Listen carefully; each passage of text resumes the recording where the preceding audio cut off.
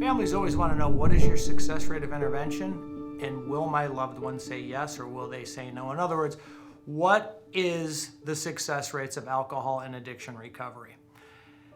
And I'll never forget, a man with 44 years sober told me that if you do everything you're supposed to do and you follow the directions of the professionals and you let go of your old way of thinking and you start to become unselfish and you start to look at what it is you did to cause the pain that you feel by hurting others, then you have a 1 in 1 chance of getting well.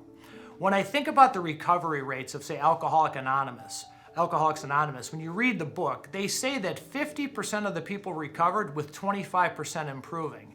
Today, you hear success rates of 3%. And in that 3%, you're also talking about harm reduction models. In other words, a heroin addict who's on methadone only using twice a week would be considered a success in that 3%.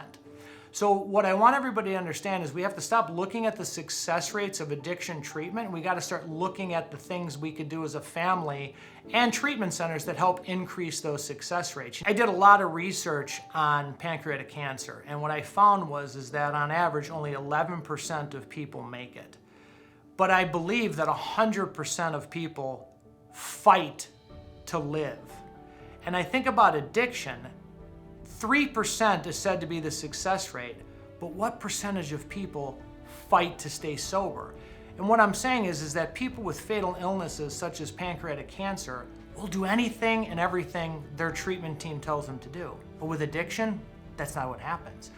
The treatment team and the professionals give the guidance, and the substance user almost always does the opposite. So when we look at those numbers of 3%, it isn't the success rate of treatment, it's what is the success rate of people who follow directions and take suggestions and let go of their old way of thinking so that they can change their behaviors and see where they have caused the problems in their life.